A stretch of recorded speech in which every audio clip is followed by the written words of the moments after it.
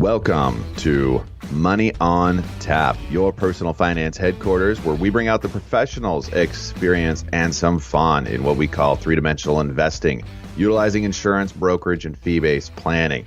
You can reach us at 855-226-8551 or email us at info@yourmoneyontap.com. So Money on Tap, it's a podcast that we've been doing for the last couple of years, and it has been a lot of fun. Let me tell you who all of us includes. Brayshaw Financial Group was founded over 15 years ago. It's headquartered out of Bedford, New Hampshire. And we're a financial planning firm that helps individuals, small business owners to plan for the future. We have 12 offices in 8 states from coast to coast. So Money on Tap is what we call your financial headquarters, where each and every week we get together and we talk about financial topics that are important for you, our listeners, to consider as we live our lives each day. My name is Seth Cressman, and I'm a partner with Brayshaw Financial Group and head up the Hillsboro, Oregon office. I'm joined today by Ben Brayshaw, the founder of Brayshaw Financial Group, and John Ryder, a partner and principal with the firm headed out of Bedford, New Hampshire. Good morning, guys. Good morning, Seth. It has been fun working over the years here, and we've really enjoyed our time working together and giving people some things to think about when it comes to their money. So if you haven't tuned in before, we get together as advisors and speak each week about different topics of interest, kind of like a fireside chat, sitting around and chat.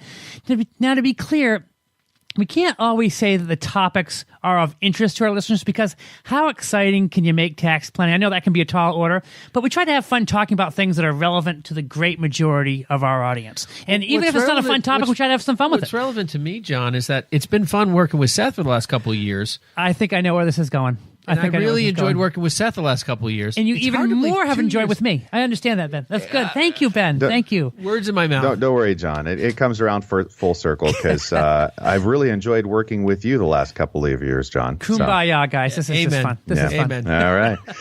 There are a lot of people that want to know, what kind of planning do we do for our clients? We like to call it three-dimensional planning.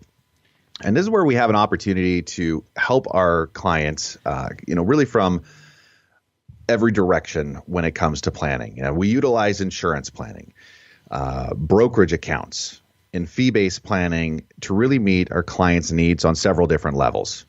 Today, our show is going to go into a direction of the financial inventory and where do you stand financially. And it's time, if you haven't already, to take a look at your inventory. And when we're in this show, we're going to pull out several areas that you probably haven't yet considered a part of your assets, and what makes up your finances. I'm pretty excited about this show.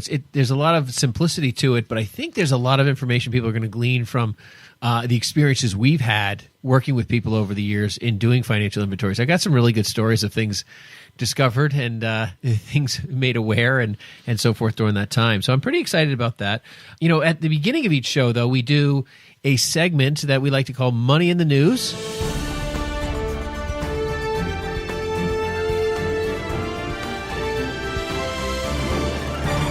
And we are going to bring to you a few financial stories, usually financial stories, that depends on what John actually brings to the table. Sometimes his aren't financial. I don't know why. Yeah, well, Ben, here's how I look at it. Sometimes it's funny. Sometimes it's shocking. Sometimes it's hard to believe what we're going to talk about, which I think is kind of how we would categorize this first article. So McDonald's is in the news. If you haven't seen it, folks, McDonald's is in the news. 2 people in Florida are suing McDonald's for charging them for unwanted cheese on their Quarter Pounders. So there's 2 McDonald's customers out in Florida who are suing the fast food giant for, get this, a hefty $5 million, because they say they're being unfairly charged for cheese they don't want on the burgers. So Cynthia Kistner and Leonard Werner argue that hamburgers and cheeseburgers are different prices on the McDonald's menu, but when they order a Quarter Pounder without the extra dairy, they're still forced to pay the same amount. So according to the lawsuit here, filed on May 8th in Fort Lauderdale, they're seeking class action status here. They're saying that McDonald's used to sell 4 different Quarter Pounders options, 2 of which came without cheese and cost between 30 to 90 cents less. But at some point, the lawsuit claims that the restaurant stopped separately displaying these products for purchase on menus and currently lists the availability of Quarter Pounder with cheese and double Quarter Pounder with cheese. So since this change, the customers have been forced and continue to be overcharged for these products by being forced to pay for 2 slices of cheese which they don't want, order, or receive to be able to purchase their desired product. You know what is going on here? They're also being charged for a whole lot of cholesterol and calories. What if you don't want the sesame seeds? Hey, guys, I don't know about you guys. Seth and Ben, I am joining today officially, after the show is done, I am joining this class action lawsuit because I am outraged at the fact that I have been overpaying. And I'm done. I'm done with it. Can you guys believe a $5 million Isn't the lawsuit supposed to be within the amount of potential harm or reasonable harm that you've had? How could these two people claim that they have a $5 million harm? It's cheese. Matters how many they're ordering. I mean, if they're ordering like millions a week, I mean, you know, but this is ridiculous. It is ridiculous. I hope some judge I hope McDonald's fights this thing. Oh, I'm sure. Instead of just like they'll bring their team of attorneys. Here's $100,000. Go away. Hopefully, they'll provide meals John, too during the law without the trial. cheese. Yeah, without cheese. No cheese for I'm you. just imagining John like walking out of the room, stomping his feet and shaking his fists furiously and throwing a tantrum. What kind of children are these that are just? Maybe they're the kids of the suing for people that cheese? sued for the people that got the coffee spilled on them from McDonald's. They should simply say, we serve it with cheese. You choose not to have cheese. That's your choice. This is what we And sell. if you don't want to pay for it, you don't pay for it. No, it's just ridiculous. Well, I don't know. If you don't want to buy that quarter pounder because it has cheese on it, we're doing you a favor. We should charge you for the time and effort it takes our people not to put cheese because they're trained to put cheese on it. So they have to actually make a special thing that should actually cost them So more. you're saying that you put the option back on the menu, but you raise the price from no cheese, like it's a $2 burger with cheese and it's a $2.50 burger without. Is that what you're suggesting? I'm saying you should say yes, exactly. The price should be higher because it takes more time and effort on their part to have to write in, please don't add cheese, et cetera, and be like, here, actually, you know, we've been undercharging you this whole time, and we're going to reverse sue you for $5 million. Thank you for pointing out the problem. I don't think they have $5 million. They might be living in a van down by the river, is my guess, because they're trying to get rich off of this thing and trying to get the class action thing going. Well, I know that will have 3 names. I'll add my name to that lawsuit. But anyways, a McDonald's spokesperson says this. The company does not believe the claims in this lawsuit have legal merit. The advertised quarter pounder burger comes with cheese. We try to accommodate our customers' requests by allowing them to customize their orders, such as quarter pounder with no cheese. So the spokesman also noted that the individual franchisees set their menu prices based on their respective markets. So anyways, that is ridiculous story number 1. How about this second story, though, guys? That's kind of interesting, too, I would say. I do. I actually, you know, you hear about these things. You hear about these things happening, and you're saying to yourself, why doesn't this stuff happen to me, right? But there's always that one person out there that has it. So this family going through their attic finds a, how do you pronounce this? King Dynasty vase? Yeah, but spelled with a Q. King. Yes, a Chinese Q-I-N-G, King Dynasty Asian vase. Which I think makes it a zh. Oh, doesn't it? Is a or a z. Let us consult our language coordinator here on the Brayshaw. I'm going to ask Seth my Crossman. 5-year-old because she probably knows. Jing Dynasty vase. Jing. How much is it worth, Ben? $600,000 they estimate, which I don't understand because the article goes on to say that there's a similar vase out there of the same historic time frame that sold for $30 million. I don't even. Why only $600,000? I'd be disappointed. I'd be very disappointed if I found my vase was only worth $600,000. Yeah. And your so this family, Navajo had blanket was worth wherewithal to go to an auctioneer, to Sotheby's, and actually say, what do you think about this? But this wasn't the only thing they found. They found art and all sorts of stuff. That's a bronze mirror. Yeah.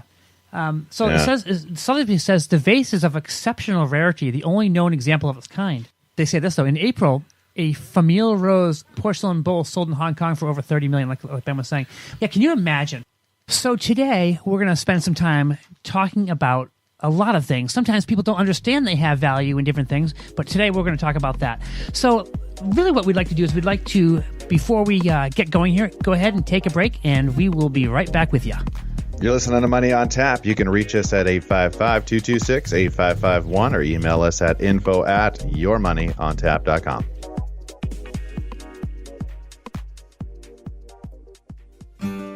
Hi, my name is Seth Krusman, partner with Brayshaw Financial Group and one of the co-hosts of Money on Tap. One of the biggest concerns and largest expenses people face today is taxes. Without thoughtful planning, taxes can destroy future retirement dollars, eliminating the possibility of a timely retirement or dreams of what you want retirement to look like. If you're like most people, you're getting closer and closer to retirement, and you may be wondering if you're taking the right steps. Will my income be enough? Will rising taxes force me to give up my dreams? How does inflation factor into all of this?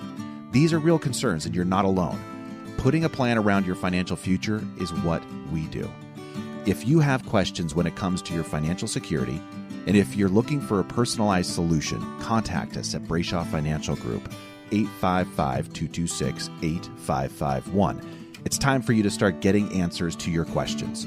Headquartered in Bedford, New Hampshire, Brayshaw Financial has offices across the country.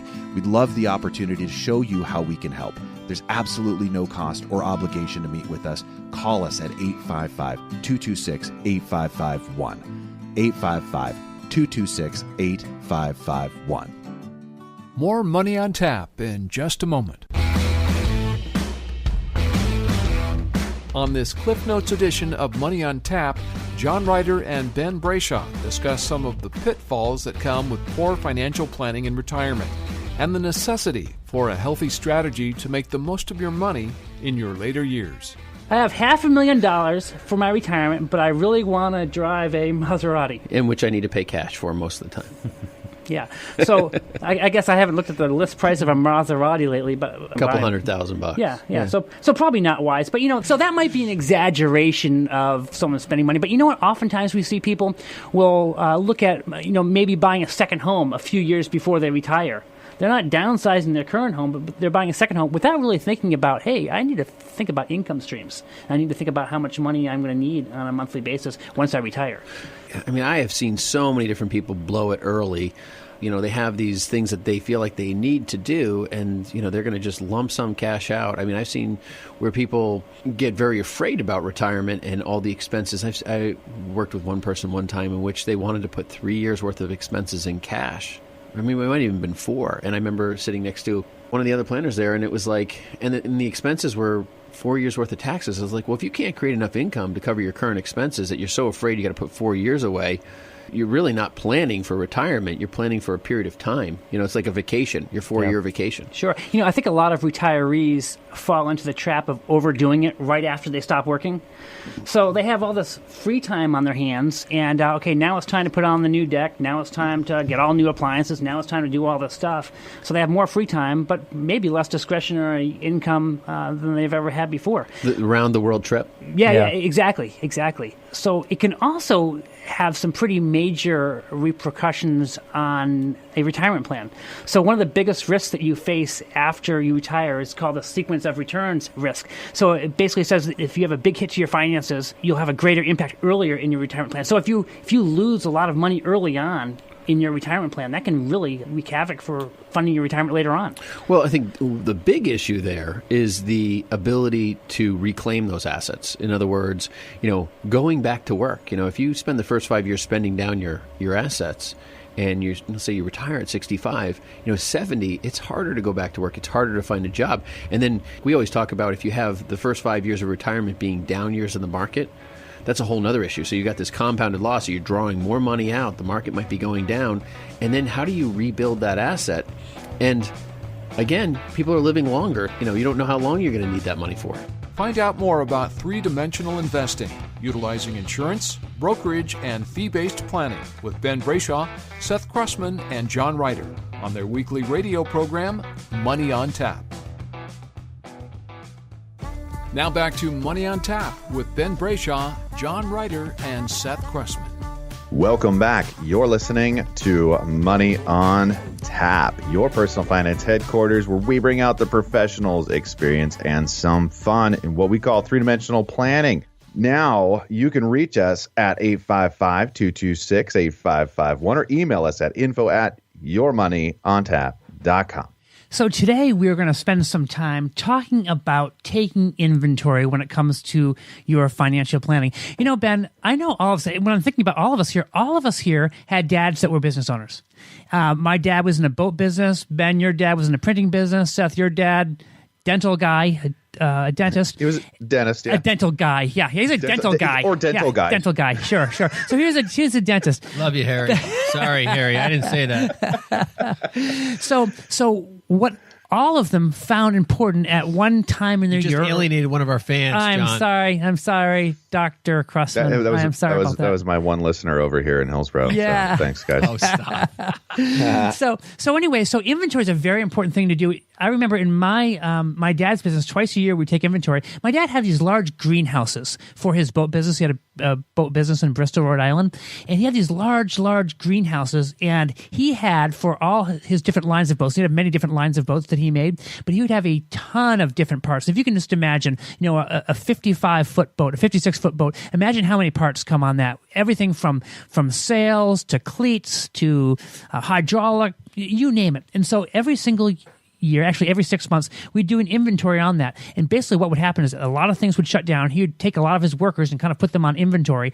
And so we'd go through and we'd actually just go through and literally count how many of this do we have for this model, how many for this model. And so it would take a couple of weeks, and it was a hot job too, because I remember that was done in the middle of summer. And I remember that it would just take a long time. We'd just go through and count. And very boring. But what it did is it gave him a very good baseline to know what he had. And it's kind of a little bit different today. Think about today as far as inventory goes. It's a whole different deal, right, with computers and all that. Yeah, I mean, it was a tax thing that they had to do. And I didn't understand that as a kid, but I do remember, oh, man. You did the same thing, huh? Oh, we used to count. So the thing is like people are like paper. There's like white paper. There's... How much paper counting could you possibly do? And it's like this weight and that weight and right. Well, sheet by sheet. Did you get into? Is that how it works? It's like you're like Ben's counting 500 reams. Sheet of paper. They have stabbers that tell you how many sheets of paper are. Yeah. Based on a weight and so forth, and you'd have to go through. And the level of inventory he had, and I mean the colors. I mean, there's not just white. Yeah. I mean, and there's not just like ivory. I mean, there's reds and greens, and I mean. Crazy stuff, and then you'd have like 23 by 35, and then you have 17.5 by 22.5, and all these different sizes. I can't take all the numbers, but I can't take it. It's crazy, yeah. I mean, but the thing is we had clipboard after clipboard. There's 4 or 5 of us going through the warehouse of just paper after paper after paper, and it was just an overwhelming task, honestly. Yeah, no, it sounds a lot harder than ours over here. My dad just had a drill and a toothbrush. That's all he had to keep track of. He had to keep track of the samples he was giving out. He had to keep track of But so inventory, when it comes to financial planning, is very important. And we want to really separate our show into 2 parts today. The first we want to talk about is taking inventory when it comes to your cash and your cash flow. And then the second part we're going to talk about is really taking inventory when it comes to your assets. So before we get into that second part, let's talk about really the cash flow side of things. Many times when we're talking with people and we'll sit down with a couple, we find that maybe one spouse is very, very, very clear on where the money is coming from and where the money is going. And sometimes the second spouse, the husband or the wife, has no idea where the money is coming from or has no idea where it's going. And so I think sometimes getting on the same page here is really, really important when it comes to cash flow. Because if you have, let's say you have a decent income coming in. Let's say you have $100,000 coming in a year. It's very easy for people to have $105,000 going out a year if they don't have a clue on where the money is going. Yeah, no, that's really interesting. So one of the things we practice in my marriage is talking about money on a regular basis. That's one of the things. I mean, we did a marriage show last week or the week before. Yeah, we talk about it. Hey, listen, we spent too much money on that. We both acknowledge it and say, all right, we're going to move on from that. We're going to cut back, and we're going to make So everyone kind of gives and goes on this stuff. But what's interesting is we talk about multiple phases in the financial world, and one of them is the accumulation phase, right? Accumulating assets, and then we talk about the distribution phase. And, when you talk about those 2 phases, kind of like that transition from accumulating your assets to retiring, a lot of that has to do with managing the financial movement of the dollars coming through the door every day every week, every month, every year. And it's funny, Ben, too, because it's not really all that complicated. I mean, sometimes financial planning can be very complicated, but basically what you want to do is, if you haven't done it before, and sometimes we help people walk through this when they come into our office, but it's really assessing, again, where the money is coming from. That's, again, the fairly simple part, because you know from your job how much money you have coming in. But then it's really a good idea to really sit down and to go over and say, okay, well, we have $1,100 going out for the mortgage. We have $500 going out for taxes. We have, and once you have a very clear understanding, you know at the end of the month you either have discretionary income or you don't, or you're going in the hole every month. But just having a starting base of knowing where you are as far as when it comes to cash flow. Because one of the things that we're going to come back with as advisors later on is we're going to, once we know what the assets are, when we get to the second part of our show, we're really going to assess, well, how much money do we need to put aside on a regular basis out of the money that you have in order to make retirement affordable at age 60 or 65 or 67, whatever the case may be. But really tracking spending patterns, I think, is a very important thing to do. And Ben, actually, we have a something on our website that actually helps people with that in our client portal that actually helps people be able to track where their spending is and where it's not. Well, no, and I think that's one thing. It's practicing what you preach. It's like we have... And we believe that if people can at least be aware of their spending, you don't have to live. I mean, if people don't want to live by a hard-nosed budget with like, okay, I'm only going to spend $103.02 at the store today or whatever the number is. If that's not how they're going to live, just being aware of your finances is enough to get started. To realize, hey, I am spending a lot of money over here or there or whatever. And our client portal that we provide for our clients allows them to do all the budgeting, to drag in all the information from their credit cards and their debit cards and their bank accounts and all that stuff so that they can actually categorize it and see it extremely easy. We want to provide that service to our people so that they ultimately can really at least get started with awareness. Yeah, there's a guy named Mark Knoll. He's a certified public accountant out of Smyrna, Tennessee. And basically what he recommends that clients just at least for a whole month, just track the spending just for a month, just so they can get an idea of where it goes. And Ben, I know you've often mentioned this before. Hey, if you're ending up spending $120 at Starbucks every month, you know it's too much. And then you realize, well, maybe I need to cut back in these different areas just to make it so you don't want to spend ridiculous money for sure. Yeah, just connecting with your finances on a regular basis allows a lot of things to transfer the information and the actions that you're taking. Like you mentioned, I mean, Starbucks is such a classic, I think, for us current $5, not Starbucks, $5. Yeah. It's a line item in most people's budget today, really, is the coffee. But when they take a look at that and what are their habits, it's like, well, maybe I don't need to go to Starbucks, 3 times a day. Seriously, people, this is what we do.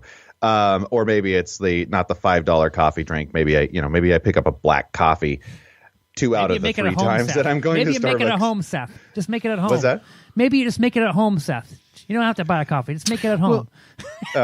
Really, it's interesting. I mean, it's interesting how people will just self-regulate just based off of what the information is. Really, I mean, that's the connection that we have.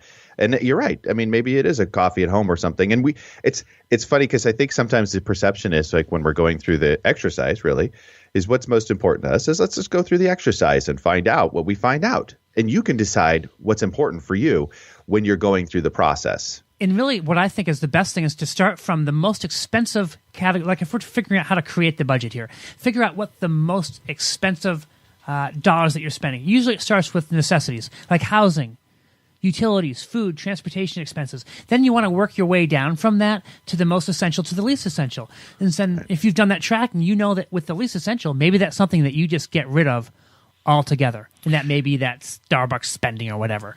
Yeah, I think one of the things that people hear when we talk like this is, I don't want to give that up.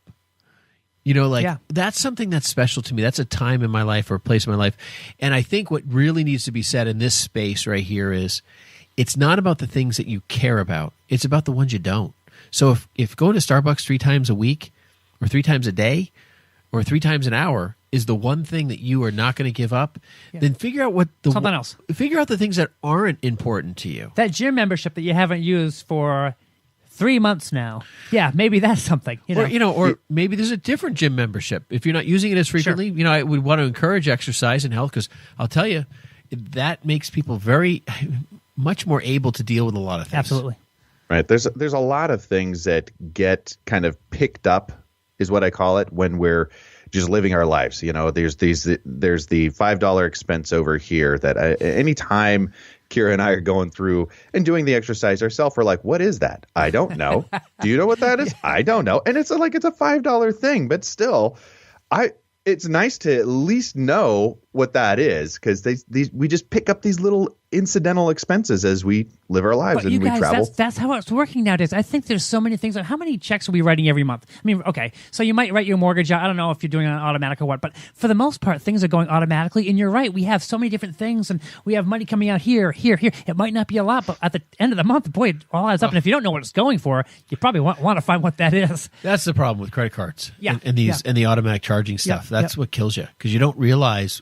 You're not assessing that. You're like, oh, well, these are only my expenses. Then you realize how many things, and everything seems to be shifting towards a monthly fee, because they want recurring revenue in these companies, and it's ridiculous. It's killing people. Ben, I was paying $5 a month for some kind of a fax service that I had, and I just been doing that consistently, coming out of the debit card, and all of a sudden I see it's up to $30 a month, and $30 a month for a fax service. Now I use the fax service quite a bit, but it just seemed like it was just out of proportion. And so it's time to revisit. Maybe it's time to shop around when you see things like that go up. But yeah, I think that you're exactly right. Companies like recurring revenues. It's very, very easy for them to keep on charging, and it's easy for us to keep on paying, isn't it? But when we know, maybe it's trying to change things. That's where our client portal is so helpful, is because of that awareness it brings. Like, when you're going through the expenses, you're kind of like, oh, classifying here, and stuff.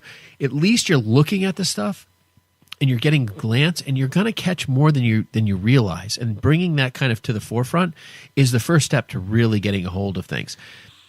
We with people that we've helped get out of debt and so forth, people who are really struggling with debt, who've been referred to us just to help as a gratuitous scenario, getting them on this is the first thing we do. And that is just, I mean, even if it's not like, it's not instant changes, it's small steps, but all of a sudden they realize, wow, I'm saving a lot of money. Wow, I didn't realize I was doing that. Wow, my cable bill's $145 because I'm getting, NASCAR or whatever. Yeah, right. It's just, crazy stuff like that. Yeah. So it's very good just to kind of get people to get a good idea of, hey, do we really want this anymore? Is this really needed, or are we just putting unnecessary dollars out, dollars maybe that we don't even have? You're listening to Money on Tap, your personal finance headquarters. We're going to take a quick break. You can reach us at 855-226-8551 or email us at info@yourmoneyontap.com. Hi, my name is Ben Brayshaw, one of the co-hosts of Money on Tap. If you have questions when it comes to your retirement and are looking for a personalized solution, contact us at Brayshaw Financial Group. In today's volatile stock market, we can help you plan to find your successful retirement solution. Am I saving enough? Am I saving into the right places? Do my investments match my appetite for risk? Do I have a tax strategy that is going to help me keep more of what I earn? How can I maximize my Social Security income? If you are like most people, you are getting closer and closer to your retirement and may be wondering if you're taking the right steps. If you're in retirement, you may be wondering, am I maximizing my income while preserving my estate and caring for my family? We talk about all things financial in what we call three-dimensional investing, putting a plan around your financial future. If you feel that now is the time to start getting the answers to some of these questions for your own situation, give us a call at Brayshaw Financial Group at 855-226-8551. Headquartered in Bedford, New Hampshire, we have offices throughout New England and across the country. We would love the opportunity to show you how we can help. There's absolutely no cost or obligation just to meet with us, and we welcome you to our office. Call us at 855-226-8551. More Money on Tap in just a moment. On this Cliff Notes edition of Money on Tap, Seth, Ben, and John show us there's plenty to celebrate with the tax reform plan, especially in the way of education and the 529 college savings account. Part of what we can do more, and actually just got written into the code now, how do we help parents with their kids and their planning and this path that they're on, especially in education, being a big part of what we've been needing more shoring up maybe in our culture, the education piece. Basically, the point is that education, public or private, is basically the thing that we're trying to take a look at and understand. How do we move into different opportunities with our education and create better education? Well, the 529 college savings account has been a post grade 12 plan for savings and funding college. Stuff, yeah. Right. Well, that now is open to K through 12 for people that are using that as a tool for private education. I think a huge opportunity, depending especially where you live in the U.S. and what your state tax code might be. In Oregon, it's a great opportunity for people that are doing that. This is just pointing to another middle class benefit. I mean, people who say, hey, my child's gifted. I've been putting away a few bucks a month to try to help save for their college education. But you know what? And we have a client, John, right, who's saved for 529. Child's probably going to get a full scholarship to college. Yeah, and right now they're looking at private boarding school for her going into her 10th grade year, I think it is. She won't need to pay for college at all. Yeah, she'll have scholarship. This is a huge opportunity for them. For sure. These are great things. I mean, these are huge positives that are like for every day. I was just thinking about it, John. So average family, 2-3 kids. But if you have 3 children, okay. And I do. And you do. That's a $6,000 tax credit. Right? If you're in a 25% tax bracket, let's say you made a donation to charity of $24,000. Yeah. Your tax savings on that is $6,000, 25% tax bracket. Yeah. That's the equivalent. That's a ton of money realized back to you. Going to the middle class, once again, not just for the rich people there. Thanks for joining us for this Cliff Notes edition of Money on Tap, with great tips from the pros in three-dimensional investing, utilizing insurance, brokerage, and fee-based planning. Now here's more Money on Tap with Seth, Ben, and John.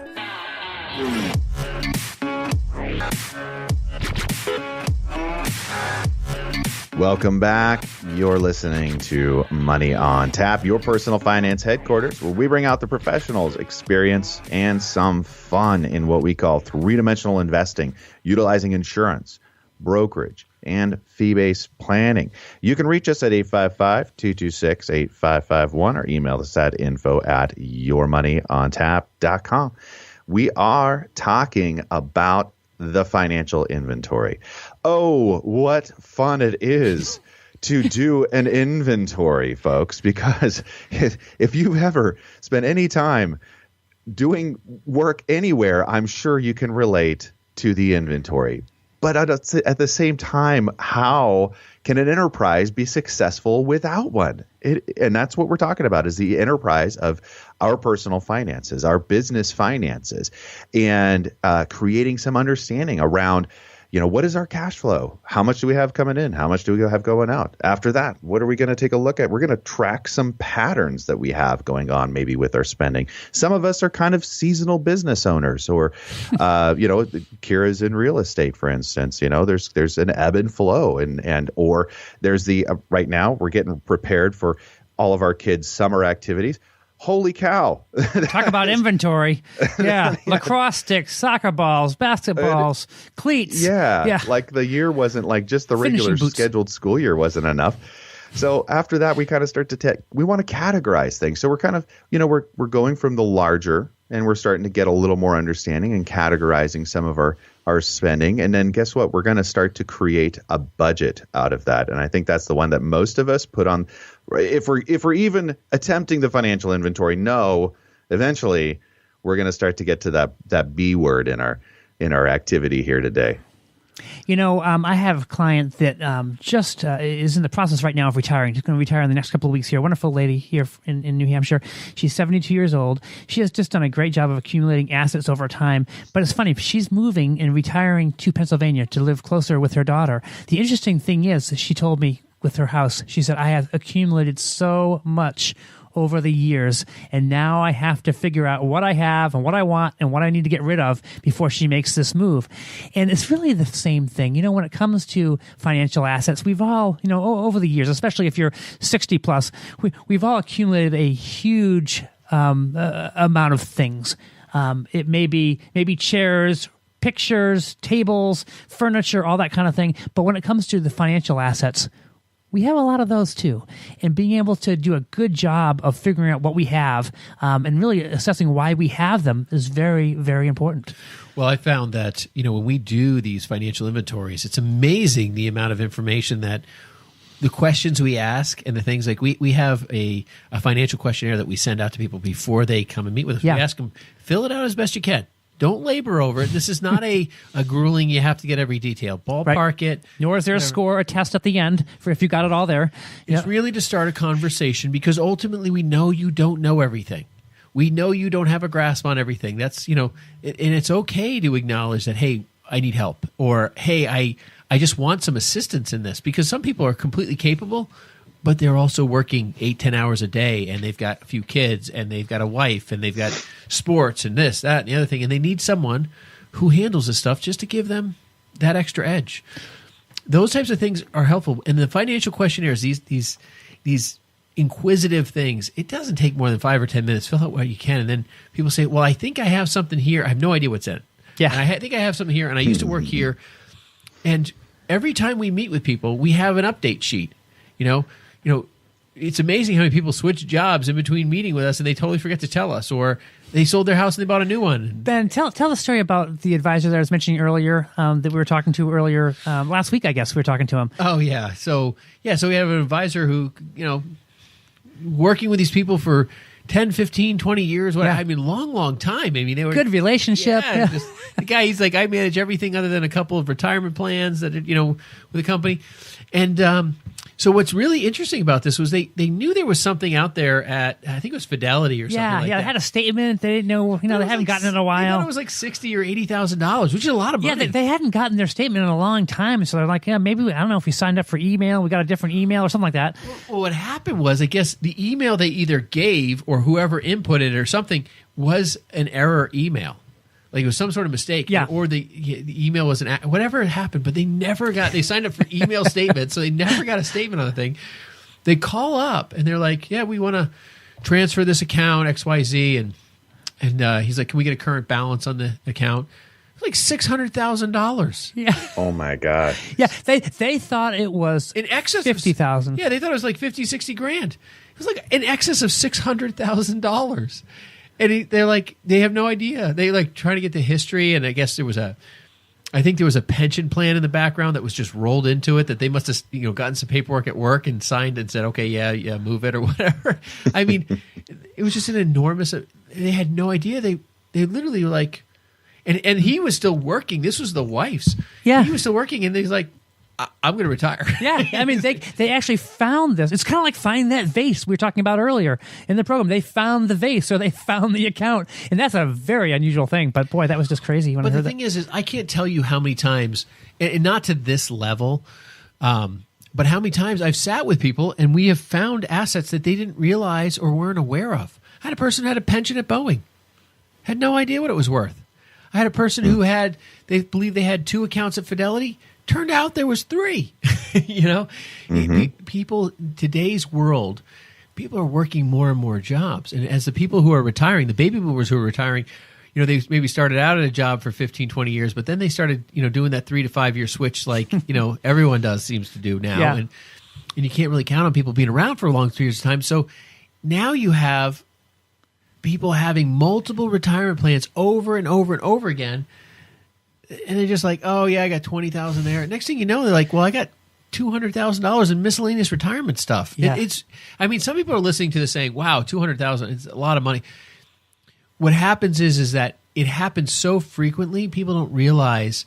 I was talking to a contractor the other day, and he was saying, I got a client who's going over, and they have no idea how over they are because everything's $4,000 or $3,000, whatever. He's like, they're $120,000 over in their building project. Oh my goodness. And he's going through it with them, and they're like, wow, I guess it really adds up to that much. I think it's kind of like when you use your credit card. You're like, how could the balance be that high? I don't remember spending that much money. And then you say to yourself, I didn't. oh, wow. Okay, this was at Hannaford, and that was at Walmart, and this was at and then my interest. Starbucks. yeah. And then all of a sudden you're like, wow, it really is that much. I mean, you kind of in that surreal moment. That happens a lot, especially when someone's hitting that 60 to 65-year-old range with us, and we sit down and we start doing that financial inventory, and you really start adding up all the pieces. And then you start seeing what those pieces in a collective can actually do for you when you figure out something that works in harmony with itself. Guys, have you ever seen that? It's kind of like I've got an email once in a while that says you may have assets with, like the state of New Hampshire or the state of Oregon. And I always wonder, I wonder if I have any money on that list. Now, I don't think I do, but there's people. I actually have some clients that got about $5,000. They got an email saying that they had some assets, and it turned out to be some old property that had some taxes left over in an account with the municipality, and they ended up getting about $5,000 back. This was 25 years later, and they finally got contacted. But sometimes you move and your contact information changes, and they don't know how to get hold of you, and before you know it, and the nice thing is these people were able to add that to their retirement account, so it worked out pretty well for them. So it's amazing, I think, when you really realize, the little things that, a lot of people think that financial planners are all about, managing this big retirement plan, this, that, the other thing. But financial planning is an all-inclusive event. The big, the small, maybe even what you might think is irrelevant or something, things that you're like, well, they're not going to worry about that, or they're not going to deal with this. The whole story is about finding success. And however we do that, however that's managed to get you to the point where you can have a successful outcome, whatever that is, if you're saving for a car, or if you're saving for retirement, or you're building a 529 plan for your child, or whatever that story is, working with somebody, even in the small pieces, will help make the final outcome more likely. And I want to reflect on something else too. Not only is it important just for your future to know, where you have your money and where it's going and all that, but it's very important too. We find 9 times out of 10, we have one spouse that's very, very engaged with the financial process and one spouse that isn't. What happens if something happens to the spouse that is the financially literate one, the one that's always keeping track of that? Do you know that having this inventory on hand is a very, very nice thing? In fact, I have a client of mine that writes a letter every single year to his family. Every single year, around the same time of year. In fact, he asked me for his asset list at the end of the year, and I gave it to him. And then he writes his family a letter every single year to let them know, well, here's where I have my IRA. Here's where we have the Roth IRAs. Here's where, this gives us full inventory, for lack of a better word, for his whole financial situation. Here are the life insurance policies. Here are the long-term care if something happens to me, or disability. And I can tell you, if and when something happens to this guy, if it happens to him before his wife, who's not clued in really on the situation, it is a very, very easy document. And just to update that every year, I think shows a lot of care and concern for that spouse, to be able to know that, hey, if something happens, we know exactly where everything is. We're not going to be rushing through and trying to figure out and scramble and all this at the last minute. No, we know exactly where things are, and Dad's made it easy for us. My husband has made it easy for me in putting everything in one place. So it's not this complicated thing, figuring out passwords and all that. No, they know where it is because they took the time up front to do that, and really took the time and the care to actually write a letter and to say, hey, this is how we have this set up. And I think that makes it very, very nice each and every year. Yeah, no, that's a great point. And I have clients that have done similar things, yep. written letters, love letters along with that Sure. information. I actually had one client, who's still a client, a retired colonel, and he was like, listen, I handle all the finances. She doesn't do anything. So She does nothing. And he's like, I'm interviewing financial planners, and he's like, I'm looking for somebody she can connect with and learn from, and so forth. And he had done a great job managing his money. I was very, very impressed. And he's been a client well over a decade at this point. And and she, I remember she used to come to the meetings, and She's kind of tuning out, right? Yeah, tuning out big time. Yeah. Tuning out big time. But, now we talk about things. We have, and he's like, I just need you to force her to engage enough that she can understand. She can understand what you're talking about, because she doesn't even understand the lingo, the language. Yeah. It's just not of interest to her. I understand that. Yeah. Just, it's not her thing. So, it's just interesting that there is that disparity, but it's not that the other person lacks the ability. It's just someone just has the affinity towards it, really, most of the time. Yeah, for sure. I think one of the things that I've had more conversations lately with business owners around is their experiences with their grandparents or family members that haven't gone through this process for, I don't know, call it 20 years. There was a length of time that they just, they did everything that they were supposed to. They got their will established. Maybe they had some kind of a trust or something along those lines. But in the process of the time between they last revisited a will, they accumulated a lot more of assets, and a lot of things that the will wasn't really engaged around, as far as what to do with these kind of assets and how that is, that can be really detrimental to, the rest of your family if they're trying to go through probate and, take care of things of the estate, after grandparents, parents pass away.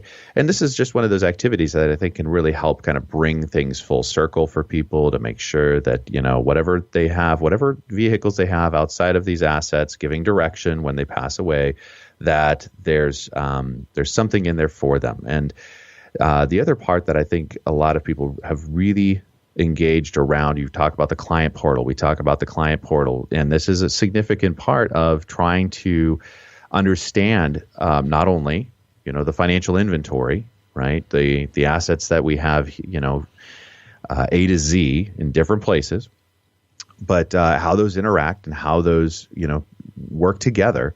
But then also, bringing in other types of assets that aren't typically thought of. And this has changed a lot over the last 5 years, I would say. And that is your kind of like your online assets. Those are your passwords. Those are your health directives. Those are, some of those other things that we want to make sure that at some point in time, if anything happens, there's a plan around that, and there's a way to pass those things over so that people aren't left in the dark spending. Frankly, a year can be a very short period of time to try to unwind what a person has accumulated in their lifetime and where it's supposed to go and how it's supposed to be directed. Well, I think that's one of the things that makes it viably different is that when we link the assets we manage, and then you realize that you can link your bank accounts, your credit cards, your 401ks. We don't even have to manage it. Yeah, we don't have to manage it. That you can bring it all under one umbrella. That the husband and wife can both have access to it. The other thing that is significantly unique and beneficial to us in our client portal is that we have the vault. And John, you were talking about, and Seth, you were talking about the privacy around some of the other information you have, like passwords and this, that, and the other thing. We have a shared and an unshared area in the vault. It's totally encrypted. So you're saying that we don't necessarily see if it's locked, then we as advisors don't see any of it. But you can store your password lists or whatever you want in there for your spouse, saying, "Hey, here's all my access to this, that, and the other thing." We can't see it. But there's a shared side that we can share stuff with you. So we can put your trusts in there. We can put your wills and your documents. And what's amazing about it is healthcare directives and power of attorneys. I can't tell you how many people love that feature because I have one couple that used to take their health. He was very sick and they love to travel. Yeah. But the healthcare directives, I was like packing their passport constantly. Yeah. This thing has a phone app that you can literally email the doctor the healthcare directive. Isn't that tremendous? What a great technology to be able to do that. It's just amazing to do that. It's all encrypted. But these are the types of things that enable you to do that. We also have, when we do financial plans for people, we have the progress reporting that we do that includes all the assets as well. We bring kids in. I mean, we were just talking to a client the other day about bringing their children in to talk to them about, because of the power of attorney and, the things that are going to happen and so forth. We have clients who have passed away and we're working with the other spouse with their children now. And there's that whole progression. I have a person who's becoming a client who's, the daughter of somebody. And, it's just, we have a nice relationship. She's local, it's that kind of thing. And it's like, hey, I'm happy to work with you. It's been a great relationship over the last 15 years of working with her parents. Her dad died. And, so there's a constant progression of working with people and developing those things. But as technology changes and going through all the different pieces, the wills, the trusts, as you mentioned, Seth, what kind of trust you have, those are the questions that come out of the conversation with the financial inventory. Because people say, yes, I have a trust and it's dated, 1995. And then my will is dated 1992. It's like, it's still telling who's going to take care of Johnny if something happens to you. But Johnny's, now 50 years old. Yeah. Johnny doesn't like being called Johnny anymore. Yeah, he's not called Johnny anymore. He's 52 years old. He's an executive or runs his own company or, and it's completely out of date. But at least the financial inventories and these types of conversations help us clue you into the things that need to be priority. Number one, we know there's things that have to change or things you have to work on, but we can at least help you prioritize which one you should do first even. And, I like the confidential questionnaire that we send out actually goes and lists some details I think that are really important. One of them is just a summary of personal financial information. Another one is critical contacts when it comes to personal contact. So who is your life insurance guy? Who is your disability guy? Who are these different people that are the ones that need to be called when this happens? And those sometimes obviously need to be updated as people perhaps in the field retire. But those are very, who is the person that drew up the will for your estate? Who did that? Very important to be able to have those identified. But each and every component, I think, of the questionnaire, there's a reason for it. And so having a summary of different documents, and then also of a list of assets and liabilities. Hey, how much money do you have in the checking? Where is that money? Do you have CDs there? 401ks, retirement accounts, deferred comp plans. I had a client that used to bury money in their backyard. Sounds like we're in New Hampshire, folks. Yeah. and like... husband used to always joke. He's like, I know. She'll have to go out there and dig up everything. Whatever. We'll deal our payments. There's some Bible verse about where rust and moth doth corrupt. Yes, remember that whole story about burying your treasure? That really wasn't an advised thing back in Bible times either, was it? No. And Ben, you don't advise that today, do you? No, I do not advise that at all. I have a number of clients who have gold bullion.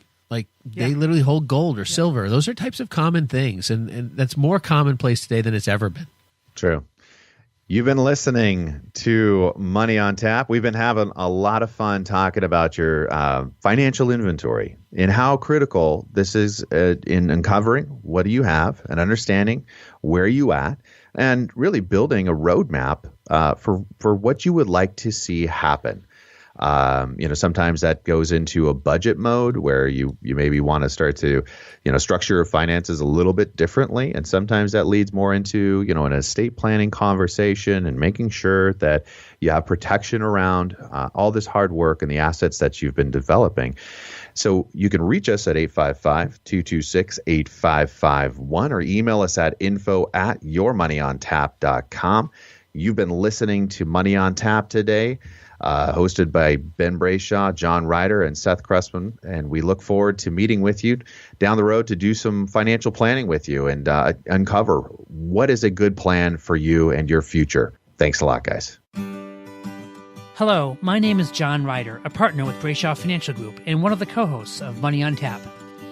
10,000 Americans are turning 65 every day, and planning a successful retirement today is more challenging than ever. With a roller coaster stock market, political and economic uncertainty, and so many unknowns when it comes to the escalating costs of healthcare. Let us show you how we utilize the 3D method of investing, utilizing insurance, brokerage, and fee-based planning. Using our experience, let us help you plan for a successful retirement. Now is the right time to start getting help. Give us a call at Brayshaw Financial Group at 855-226-8551. Headquartered in Bedford, New Hampshire, we have offices across the country. We would love the opportunity to meet with you. There's absolutely no cost or obligation to meet with us, and we welcome you to our offices. Call 855-226-8551 today. When you retire, will you have enough money to go the distance? Should you plan 20, 30, or even more years of retirement? On this Cliff Notes edition of Money on Tap, Ben Brayshaw and John Ryder carefully consider this very question. The average expected length of retirement by an investor is 22 years. See, when I hear that 22 years, I think, wow, is that low? Yeah, I do too. We don't want people running out of money when they're 87. Yeah, we have to plan past life expectancy, because if we get Seth White's grandfather, as a client, and he's 95, and we've planned for no signs of slowing down either. Wow, that's right. great. That's a real concern. So investors out there feel like 22 years is what they plan for on average, and we as advisors plan on around 30. I always think we got to make sure we're getting well into the 90s. Into 100. Isn't that typically what we're looking at? About 100 years old. And stability with inflation, all those things. And then usually we come to an agreement, like what's your longevity? What's your family history? Sure. And usually we add 5-10% to that. For prudent planning. So there's different products out there that are designed to help with that. See, this is the thing people don't understand. And an advisor, in our role, we have to fulfill essentially an almost unlimited or unpredictable time period. Like it could be 2 years and, oh, wonderful, you could have spent a lot more money, or it could be 40 years and we spent way too much money too soon. We don't have the ability to see that crystal ball. People can say, I only need 20 years of retirement, and they do their own planning and this, that, and the other thing. We have so much obligation to do right by people and to make sure that they're cared for properly. Thanks for joining us for this Cliff Notes edition of Money on Tap, with great tips from the pros in three-dimensional investing. utilizing insurance, brokerage, and fee-based planning.